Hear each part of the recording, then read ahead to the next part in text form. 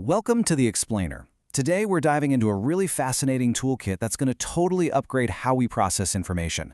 We are learning how to evaluate the stuff we read and hear like an absolute pro. Or honestly, like an evidence detective. I mean, we live in a world absolutely flooded with information, right? So mastering this four-step strategy and teaching claims and evidence is literally going to give you a massive advantage when it comes to sorting out what's genuinely true and what's just noise. But hey, before we get into the heavy lifting, let's wake up your brain for a second. Would you rather be able to fly or become invisible whenever you wanted? Seriously, take a second, make your choice. Got it? Now here's the catch. If you chose flying just to beat the crazy morning traffic, or invisibility because, let's face it, you're a little bit nosy, well, you just did exactly what we're focusing on today. You made a choice, and naturally, you provided a reason or evidence to back it up. And you know that instinct? It brings us right to the core problem we face every single day. Whether you're doom-scrolling social media, watching YouTube, looking at flashy ads, or just chatting with a friend, you are constantly bombarded with messages. So how do you actually know if someone's idea is believable?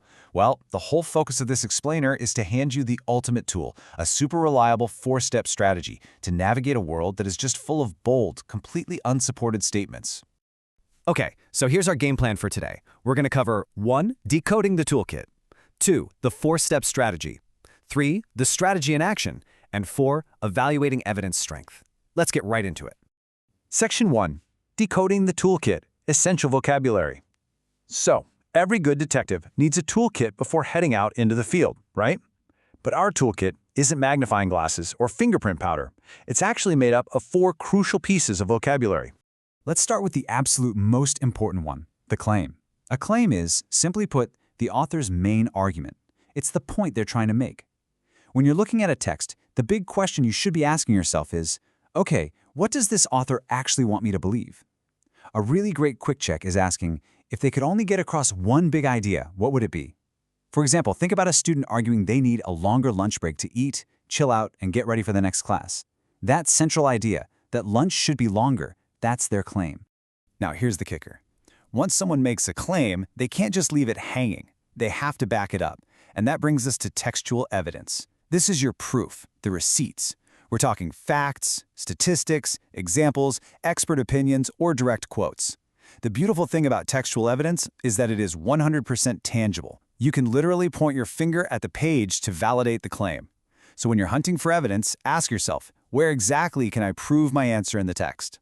Next up in the kit is explicit information. This is the stuff the author states directly to you. No guessing games, no trying to read between the lines. The exact words are staring right back at you on the page. If a story literally says the student wore a raincoat, boom, that's an explicit fact. If I ask you what they were wearing, you just point to those exact words. Easy. Our fourth and final tool is inference. Now, an inference is a logical conclusion you draw by combining that textual evidence we just talked about with your own prior knowledge. The big question here is, what can I figure out from these clues? Remember our explicit fact about the student wearing a raincoat? Well, based on that text clue, plus what you already know about how the weather works, you can make a super logical inference that, hey, it might be raining outside. And this is absolutely crucial, an inference is never just a random guess. It always has to be backed up by the clues. And this breakdown perfectly illustrates the difference between these two. On the one hand, explicit information is what the author tells you directly. It's right there in the text. On the other hand, an inference is what you have to figure out. It's the text evidence plus your own active brain power. When you're analyzing anything, just ask, did the author actually say it, or did I piece it together? Moving on to Section 2, the four-step strategy, your investigative protocol. Now that our vocabulary toolkit is packed, let's combine those 4 terms into your official investigative protocol. This right here is the foolproof 4-step algorithm. Step 1, claim. What does the author want me to believe? Step 2, evidence. Which specific details actually support that claim? Step 3, explicit. What information is given directly? And step 4, inference. What can I figure out from those clues? Honestly, by running any article, argument, or random social media post through these exact 4 steps, you instantly upgrade your comprehension and your ability to spot a weak argument from a mile away. All right, Section 3, the strategy in action, solving a case. Let's take all this theory and put it to work. We are going to put on our detective hats and apply this 4-step strategy to a real case right now. Read this little passage with me. It says, research suggests that taking short breaks to move and play can improve students' focus, behavior, and learning. According to the CDC, regular physical activity helps students pay attention in class and supports both physical and mental health. Teachers have also reported that students often return from recess calmer and more prepared to learn. Okay, detective, let's run this through our algorithm. What's so cool here is how perfectly we can map out our analysis, exactly like a detective's worksheet. Look at step 1, the claim. Based on what we just read, the author clearly wants us to believe that students should get more recess. Step 2, evidence. We found solid proof where the CDC states that physical activity supports learning. Step 3, explicit fact. The text tells us point blank that teachers report students return calmer. And finally, step 4, inference. If the explicit evidence says movement improves focus, well, we can logically infer that students who don't get to move are probably going to struggle to pay attention. Look at that. We just proved our thinking. Which brings us to section 4, evaluating evidence strength, the final verdict. Look, finding evidence is great, but we've got one last hurdle.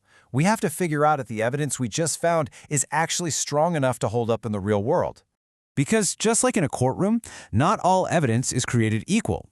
When you evaluate evidence, you want to look for 4 main characteristics. It needs to be relevant, specific, credible, and clearly connected to the claim. Think about our recess example. We had credible research from a massive, trusted expert, the CDC. That is incredibly strong evidence. Now compare that to a weak alternative. What if the text just said, "My friend thinks school should start later"?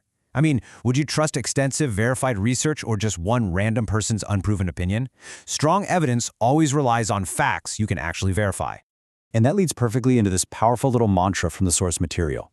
You are not just giving an answer, you are proving it. I love that. Strong readers don't just rely on their gut and they don't just spout off what they think. They actively dive back into the text, they dig up the evidence, and they clearly explain how that evidence justifies their thought process. So I want to leave you with this final, kind of provocative thought. The very next time you're scrolling through your feed, or watching a video, or reading some viral article, just hit pause for a second and ask yourself, did this person just hand me an answer, or did they actually provide the strong evidence to prove it? Grab your mental toolkit, run that 4-step strategy, and become the evidence detective you are meant to be. Thanks so much for hanging out with me on this explainer, and stay curious.